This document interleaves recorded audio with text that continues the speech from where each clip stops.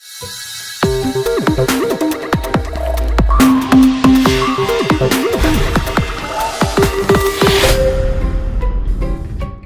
everyone, so today I'm doing the extremely highly requested Storytime video, and I'm going to be talking about when I went to the hospital 2 days ago. So this all started when it really started like over a month ago when I got the flu. And ever since then, I've just never been like 100% like healthy and like feeling like myself. But about 2 weeks ago, I just one day, I just couldn't like get out of my bed. Like I was so tired. And like all I did the day before was go to school. So like I was really confused, but my mom just let me stay home and I slept all day. And then the next day came, which was a Saturday, and I went to dance, and then I came home and I just slept the rest of the day. And it was sort of like a pattern where I would just sleep all day every day. And then I would sometimes get like these dizzy spells where I would get sort of dizzy and I would like start to black out and it would be really bad, but I never like actually passed out. But on Wednesday morning, I was getting up to go to school and I just was like completely blacked out. I was like losing my hearing. Like it was like I was about to pass out. Luckily I didn't, but my mom was like, okay, that's enough, taking you to the hospital. And I was like, okay, like this has to be like resolved because I can't. So we were expecting to just go into emergency, have them do a couple tests, and then we'll leave in like 3 hours. Oh no, that didn't happen. We get to the hospital and I'm in the emergency and everyone's super nice there. And so they do a couple tests, they take more blood. I'd already had my blood taken a few days before, but they took more. Then they put the little IV in me, which I've never had. I've never even been in a hospital before. So that was terrifying because I'm definitely afraid of needles. But they put the IV in me and that was making me like dizzy alone because I was stressed out about it. And then they did an EKG and everything was fine. And then they decided that I needed an MRI. So they decided, well, we have to do an MRI, but we don't really have the technology to do it on kids because I was considered a kid because I'm only 12. So they were like, well, we don't have the correct technology to do an MRI on kids, so we're going to send you to a different hospital. So I was like, okay, whatever. So me and my mom were under the impression that she would drive me to the hospital. But no, they put me on a stretcher, put me in an ambulance, and we drove 40 minutes in an ambulance alone to the next hospital. My mom was with me, but she was literally in the passenger seat of the ambulance, so I couldn't even talk to her. So I'm sitting there, I'm just like on my phone, and they're talking about, oh, when I was young, I didn't have a phone and blah, blah, blah. I'm like, don't talk to me, let me go on my Instagram, my Twitter, like, do not even talk to me. So then we get to the hospital, and they take me up to this room, and it was a really nice room, like, it was almost like a hotel room, but me and my mom were super confused because we're like, why are we here? Like, we thought we were being put in the emergency at that hospital. Turns out I was admitted into that hospital. So I'm admitted. I'm laying in this bed. I don't even know like what to do.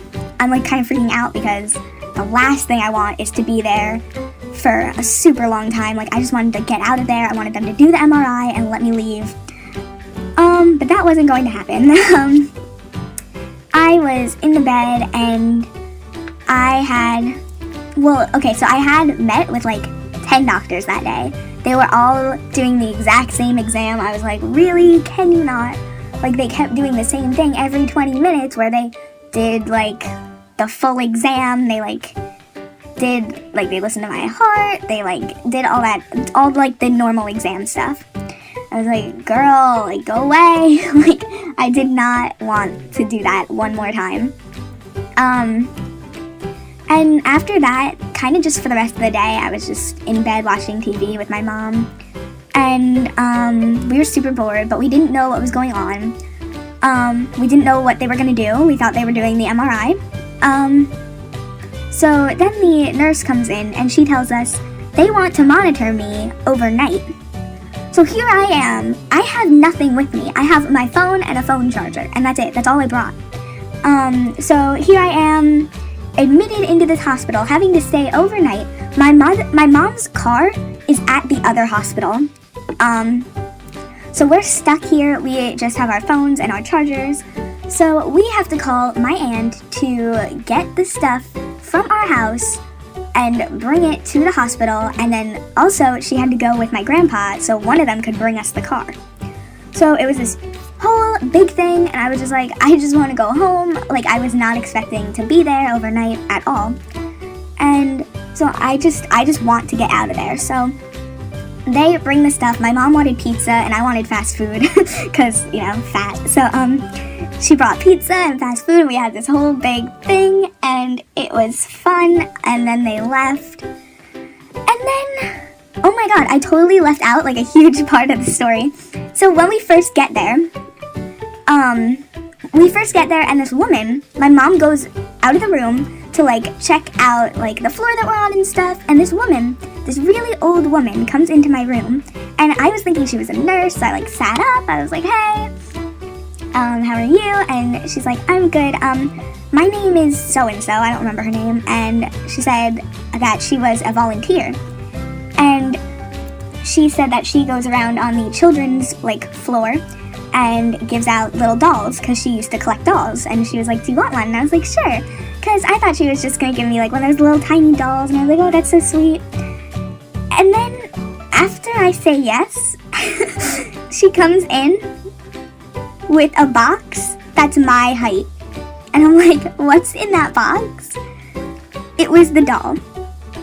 She was giving me a porcelain doll that was limited edition, that was my height. Now, I live in a small house. I do not have room for that. So I didn't know what to say. Like, it was so nice, but I didn't want it. Like, I didn't know what I was supposed to do with it. So, and then the best part was when my mom walked back in the room and saw this woman opening this big, huge box on the chair. And my mom's face was just like, what the hell? And she just kept giving me looks, and I just like gave her looks back because I didn't know what to say.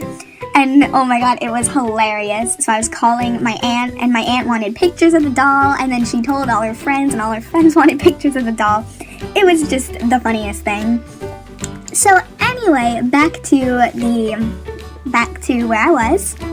So it's the end of the day, and I'm just like, I am so tired, I'm going to sleep. So I put my bed back, it's like moves, so I put it back, and I'm sleeping, and I hate needles, and I'm like freaking out over this thing in my arm, so I'm just like, I have like my arm out while I'm sleeping, because I don't want to touch it, and I don't want to hurt it. So I go to sleep finally, and it's like 8 o'clock, it's not even completely dark out yet.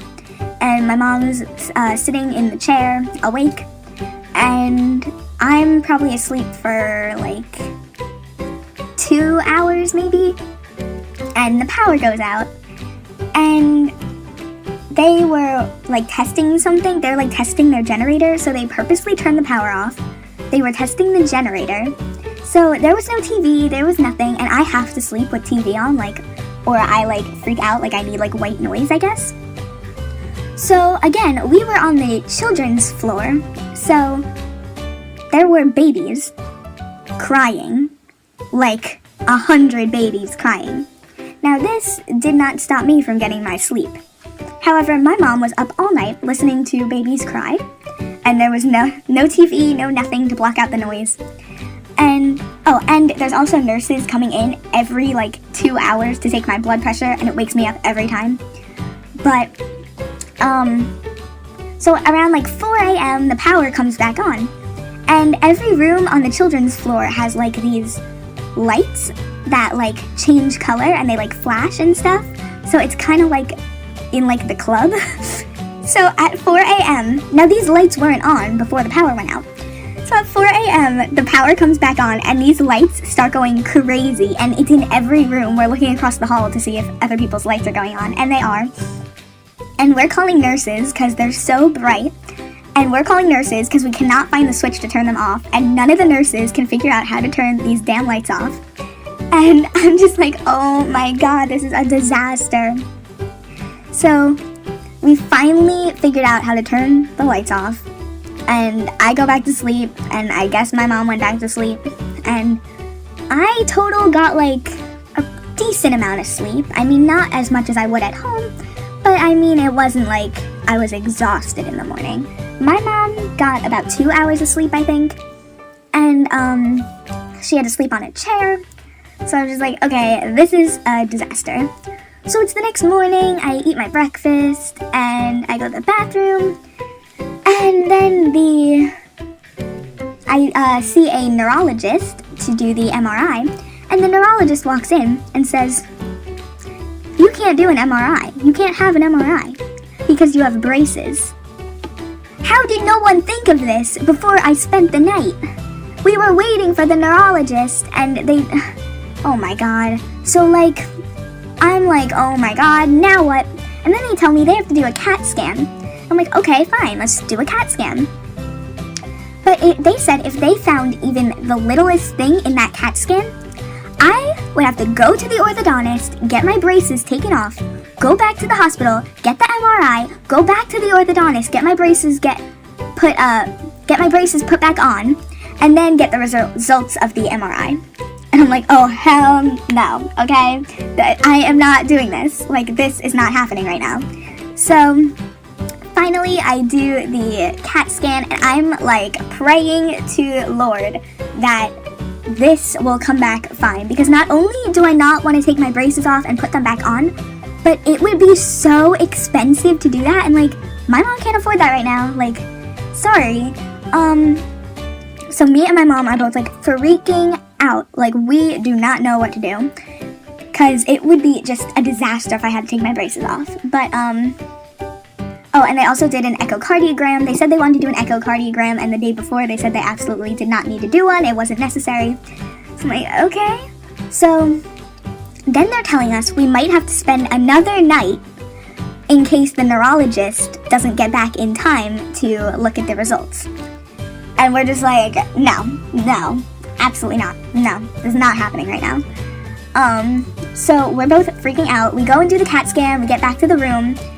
Like, 3 hours later, they come, they do the echocardiogram, and we're freaking out the whole, like, time span between them. Because, okay, we did the CAT scan pretty early, so we knew the neurologist would be back in time to look at the results. But we didn't know about the echocardiogram because we didn't know when the doctor for that would come. But it turns out the doctor who has to look at the results was doing the echocardiogram, and we didn't know that. So we were stressed out for nothing. So finally they did all the tests, everything came back perfectly fine, and they cleared us to go home. Hallelujah. And so then we're packing up our stuff, getting ready to leave. And this woman walks in with this guy in this huge dog mascot costume wearing like a nurse's outfit. And I'm like, no, can I go home? Like, I can't do this. Oh, and before the dog came in, this guy who was playing the guitar came in, and he played Stitches, and he was singing, like, about kissing and stuff, while he was, like, making direct eye contact with me. It was the most uncomfortable thing of my life, and he's like, do you want me to sing another song after he finished? And I was like, no, that's okay, it's okay. So I was super uncomfortable. But anyway, back to the dog. So the dog walks in, and he's, like, waving to me and, like, high-fiving me. And I was like, okay, this is completely normal.